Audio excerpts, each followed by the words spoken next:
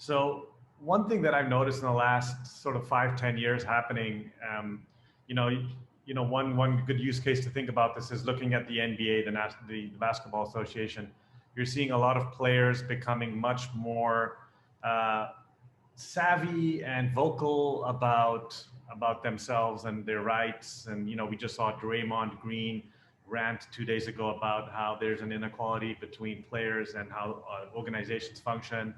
And we're seeing them also put their financial might into initiatives and like investments, sexy investments, unsexy investments, but they're becoming much more, uh, you know, savvy in business.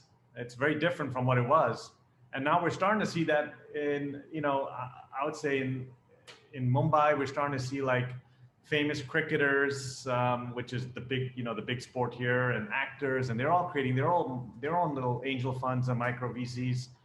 I'd love for you to just comment, since you're in LA and you work with all the main celebrities and influencers. Um, Maybe just comment on this movement that's happening. Um, what's your For the take? first time in human history, influencers have the ability to communicate directly with a large audience without an intermediary, or with a very thinly veiled intermediary.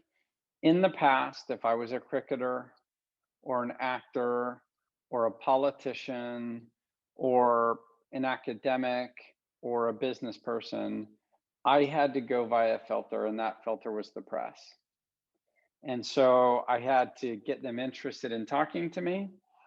And then I would always get their slant and whatever they wanted to say, not what I wanted to say.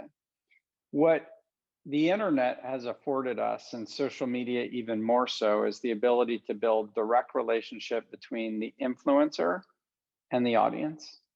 And if you're authentic and engaged and people want to follow you, and you're, putting out useful stuff, they'll listen to everything you say.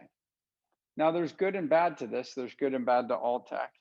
The good is that, people have a voice now and they can express that. The bad is that people like Donald Trump were able to use it for mostly bad purposes.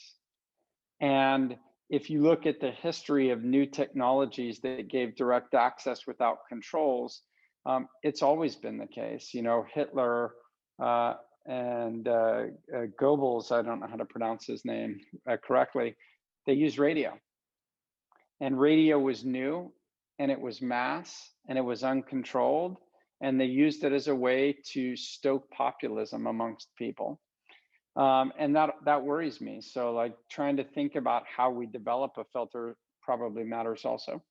But with respect to celebrities, sports stars, actors, and the like, not only can they engage with large audiences without a filter, but many of these people are young and they grew up digital natives. So they understand the tools, they've been using them themselves. Like, this is the digital generation for a lot of them.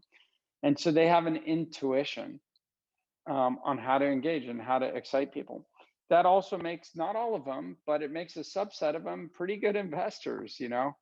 I've known Ashton Kutcher for a long period of time, and when I hear him behind the scenes talk about his investment thesis or why he's interested in companies, he's as sophisticated, if not more so, than most VCs that I talk to. So you start to realize that some of these people are incredibly clever, and hopefully most of them use technology for good.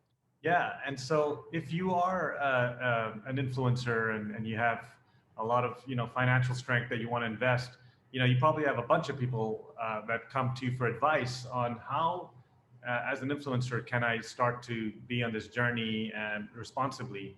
And this is putting aside wealth management. This is investing.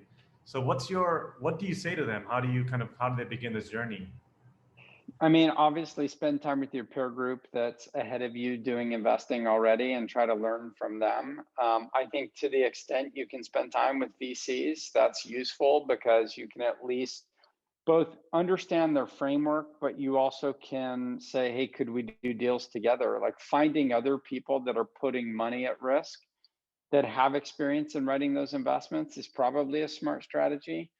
I've spent a bit of time with an EDM band. I think they classify them as EDM, called the Chainsmokers.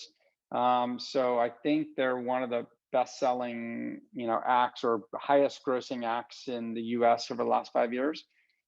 Really curious, really smart guys. And they spent their first 6 months thinking about venture capital, calling all the VCs and saying, what should we look at? What should our framework be? What kind of deals should we do? Where could we do deals together? How could I be helpful? I was really impressed with their curiosity, humbleness, hustle. They raised a small fund. They co-invested with us in a couple of deals. And I talked to a founder that they wrote a check in, and they're like, I can't believe how helpful they are. Like, they pick up the phone and they actually help. Like, I think 10 years ago, a lot of LA based famous people wanted equity for free, didn't want to write checks, didn't want to do work or put their name associated with things, and they just wanted the upside. And then there's people who hustle. And as always in life, people who hustle do better. Like, honestly, one of the people who's impressed me the most with how hardworking she is Kim Kardashian. Like, I think there were so many people who were dismissive of her, and I just think she's been such a strong entrepreneur, whether you like her or not, whether you agree with her voice or her style or anything or not. As an entrepreneur, there's nothing but admiration there, because she's a better entrepreneur than most people building tech startups.